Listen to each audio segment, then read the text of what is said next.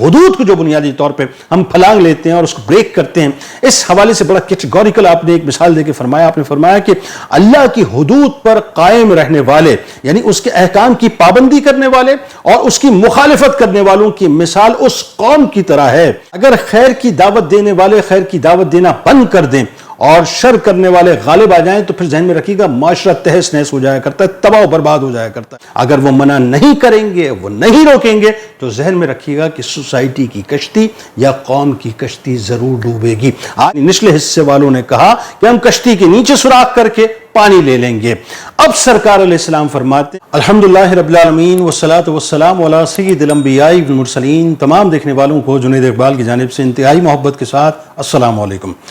ناظرین کرام، ایسا لگتا ہے کہ اب وہ دور شاید قریب قریب آ چکا ہے، یا ہو سکتا ہے اس دور کے اندر ہم داخل ہو چکے ہیں کہ جہاں پر دین پر چلنا ایسا محسوس ہوگا جیسے آپ ہاتھ میں انگار لے کے چل رہے ہیں. حدیث پاک کا مفہوم بھی ملتا ہے نا کہ دین پر چلنا ایک وقت ایسا آئے گا، ایسے ہو جائے گا جیسے کہ آپ اپنی ہتھیلی کے اوپر انگار لے کے چل رہے ہیں. اور آج لگتا ایسا ہے کہ ہم ہتھیلی پر انگار ہی لے کے چل رہے ہیں. صاحب آپ یہ دیکھیے کہ ہر طرف فتنہ و فساد بپا ہوا، ہر طرف فتنہ و فساد برپا ہوا ہے. شر جو ہے وہ طاقتور ترین ہوتا جا رہا ہے. خیر کی صورتحال یہ ہے کہ جو خیر کی بات کرنے والے لوگ ہیں ان کی بات کو یا تو ہم سننے کو تیار نہیں ہیں یا ان کی بات صحیح طور سے پہنچ نہیں پا رہی. لیکن صورتحال یہ ہو چکی ہے کہ معاشرے میں اگر آپ نگاہ اٹھا کے دیکھیں تو آپ کو ہر طرف جو ہے شر ہی شر نظر آئے گا، الا ماشاءاللہ کہ جو لوگ ابھی تک محفوظ ہیں یا جو گھرانے ابھی محفوظ ہیں. لیکن ایسا لگتا ہے کہ شیطانی شرور نے جو ہے پورے کے پورے معاشرے کو اپنی جکڑ کے اندر مکمل طور پہ جکڑ لیا ہے.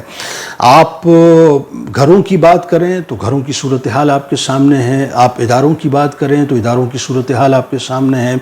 آپ معاشرے کی اپنا اگر پلس پہ ہاتھ رکھتے ہیں تو آپ کو نچلے طبقے سے لے کے اعلیٰ طبقے تک جو ہے ہر جگہ پہ کہیں نہ کہیں بے شرمی بے حیائی کا بازار گرم ہے، کہیں پر جھوٹ اور فساد کا بازار گرم ہے، کہیں پر یہ ہے کہ صرف چند ٹکوں کے لیے انسان جو ہے اپنا سب کچھ فروخت کرنے کو تیار ہے، کہیں رشوتوں کا اور کرپشن کا بازار گرم ہے، کہیں طاقت کے حصول کے لیے انسان سب کچھ کر رہا ہوتا ہے اور اپنے آپ کو ابن الوقت بنا کے لوگوں کی جانوں تک سے کھیل رہا ہوتا ہے. غرض کہ آپ یہ دیکھیے کہ وہ جو اللہ کا خوف ہے، وہ جو معاشرے کو سدھارنے کی بات ہے، وہ جو امر بالمعروف و نہی عن المنکر کا جو تصور ہے، وہ ہمارے معاشرے میں اب بہت حد تک محدود ہوتا جا رہا ہے. میں ناپید کا لفظ استعمال نہیں کر رہا کیونکہ ظاہر ہے جو لوگ خیر کا کام کرنے والے ہیں وہ آج بھی خیر کا کام کر رہے ہیں اور وہ جماعت خیر کا کام کرتی رہے گی. اللہ اور اس کے رسول صلی اللہ علیہ وآلہ وسلم کا پیغام لوگ پہنچاتے رہیں گے. لیکن یاد رکھیے صاحب، سرکار مدینہ صلی اللہ علیہ وآلہ وسلم کی حدیث پاک کا مفہوم میرے ذہن میں آتا ہے کہ تم ضرور بالضرور نیکی کا حکم دیتے رہو گے اور برائی سے روکتے رہو گے، ورنہ ان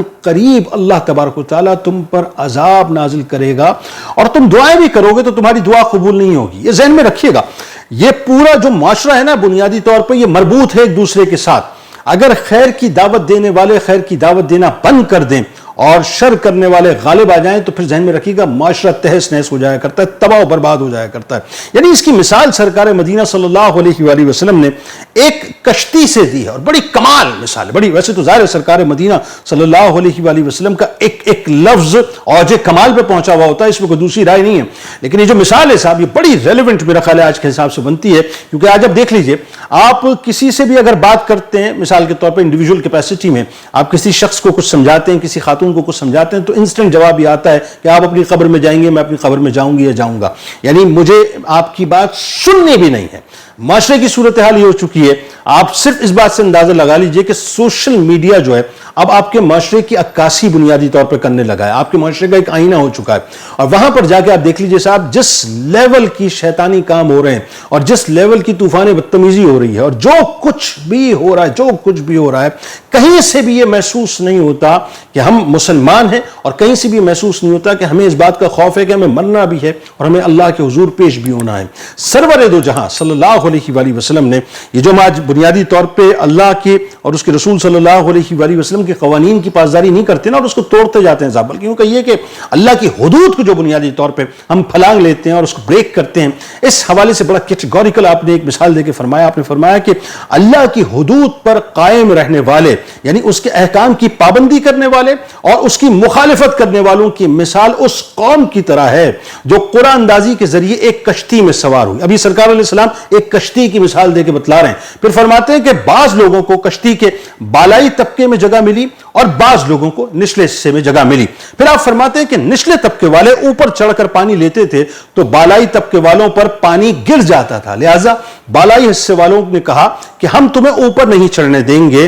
تاکہ ہمیں تکلیف پہنچاؤ۔ یہ سن کر نچلے والوں نے، یعنی نچلے حصے والوں نے کہا کہ ہم کشتی کے نیچے سوراخ کر کے پانی لے لیں گے۔ اب سرکار علیہ السلام فرماتے ہیں کہ اب اگر بالائی طبقے والے ان کو ہاتھ پکڑ کر روکیں گے تو تمام نجات پا جائیں گے، اور اگر ایسا نہیں کریں گے، یعنی منع نہیں کریں گے، تو تمام کے تمام ڈوب جائیں گے۔ یعنی کتنی کیٹیگوریکل، کتنی واضح، کتنی حسین اور کتنی خوبصورت مثال دے کے سرکار مدینہ صلی اللہ علیہ وآلہ وسلم نے ہم پر یہ واضح کر دیا کہ اس معاشرے کی مثال، جس سوسائٹی میں ہم رہتے ہیں نا، یہ جو قوم کی مثال بنیادی طور پر ایک کشتی کی طرح ہے صاحب، یہ ذہن میں رکھیے۔ اور جب کشتی میں ظاہر مختلف قسم کے لوگ، مختلف ذہن کے لوگ رہتے ہیں، تو جو شر کرنے والے لوگ ہیں اگر ان کو شر سے نہیں روکا جائے گا، جو خیر کی دعوت دینے والے لوگ ہیں، جو دین کی بات کرنے والے لوگ ہیں، جو دین پر چلنے والے لوگ ہیں، جو اللہ کی حدود کی بات کرنے والے لوگ ہیں، جو امر بالمعروف کا پرچار کرنے والے لوگ ہیں، جو نہی عن المنکر کرنے والے لوگ ہیں، یعنی برائیوں سے روکنے والے لوگ ہیں، اگر وہ اپنی جاب کو صحیح طور سے ادا نہیں کریں گے کسی بھی سطح پر، اور ذہن میں رکھیے گا یہ ہر ایک کی ذمہ داری ہے، ہر مسلمان کی ذمہ داری ہے، یہ صرف علماء کی ذمہ داری نہیں، یہ صرف مولانا حضرات کی ذمہ داری نہیں ہے، یہ صرف ان لوگوں کی ذمہ داری نہیں ہے جن کے خاص اٹائر یا جن کے خاص جبے کبے کو دیکھ کے آپ کہتے ہیں صاحب یہ انہی کی ذمہ داری نہیں، یہ صرف ممبر والوں کی ذمہ داری نہیں ہے، یہ ہر ایک کی ذمہ داری ہے۔ لہٰذا سرکار علیہ السلام نے فرمایا کہ جب امر بالمعروف اور نہی عن المنکر نہیں ہوگا، جب حدود اللہ کی پاسداری جو ہے وہ ہونا بند ہو جائے گی، یعنی اس کو لوگ بریچ کرنا شروع کر دیں گے، اس کو توڑنا شروع کر دیں گے، اور جو روکنے والے ہیں، جن کے پاس طاقت ہے، جن کو اللہ تعالیٰ نے طاقت دی ہے اور جو روک سکتے ہیں، جو نیکی کا حکم دے سکتے ہیں، جو برائی سے روک سکتے ہیں، جو